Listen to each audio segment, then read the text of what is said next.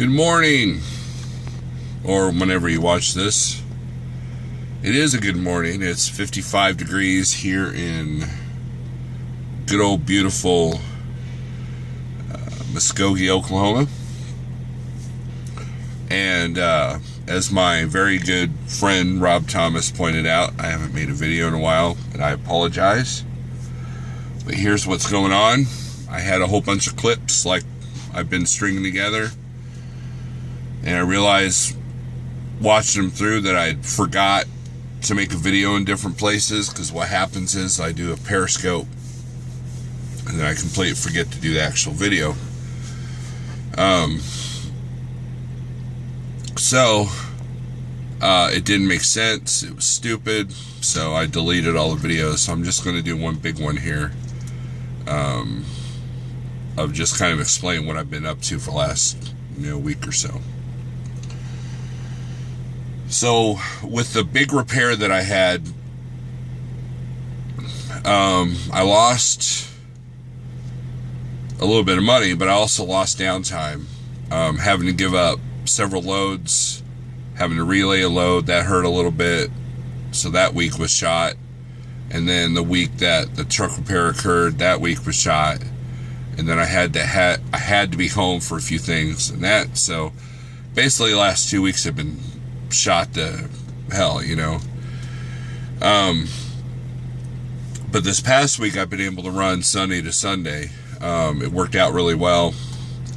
One of my better weeks here, so that was good.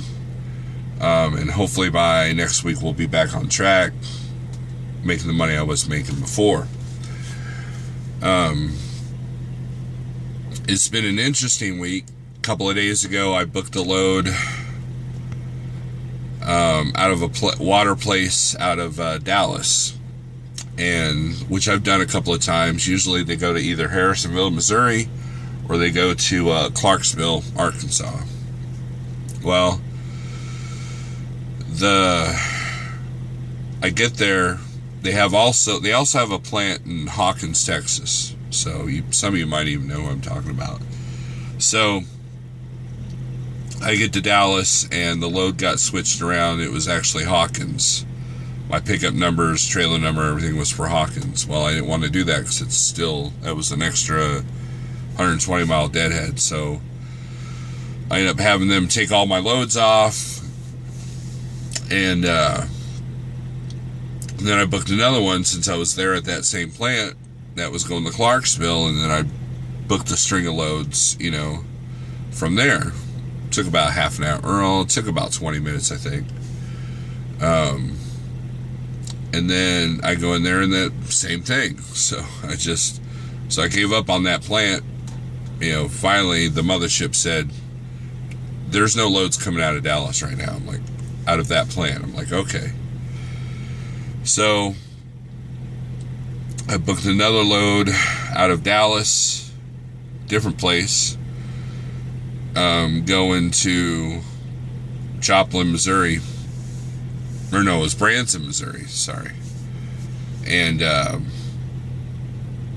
then I strung 2 loads after that. So within an hour and a half time, I booked like 9 loads.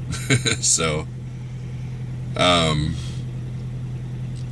course, strung the loads, and it got me back to the house, but not until...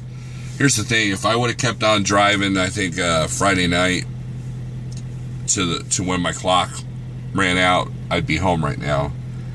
But that didn't happen, and I'm really low on my 70. I've got like 7 hours left, and I don't gain until Monday night. So I timed that all just right. And that's one of the things, if you really want to make the money here, you got to maximize your time. You don't want to make stuff so tight that, you can easily lose all your loads if you're late on one of them. But at the same time, you don't want to, just do 200 miles a day and call it good. Unless, the load's paying really well, then that's a whole different story. But, so other than that, things have been all right.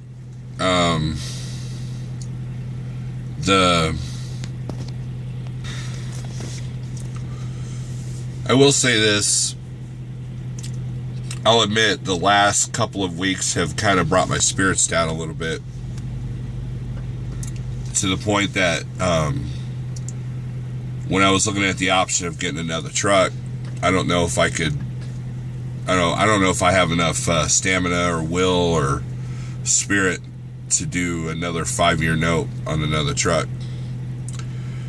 Because as much as I like truck driving, as much as I was born into this industry, the end game is to have my own place, like a bar, nightclub venue where bands could play. You know, that's the eventual business I want to get into.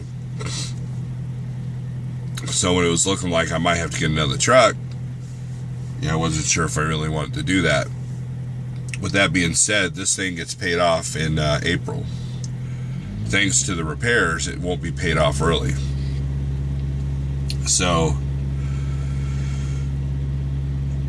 at any rate, so my spirit's been kind of down. There's a lot of things going on in the world. You got the election, and I'm not a political person, and nor am I going to start a political, rant on here, other than the election has been so cutthroat this year, and it's truly divided our country. You can't mention one name without being hated by the other, and so there's a little bit of that going on, and it seems like everybody's just miserable out here.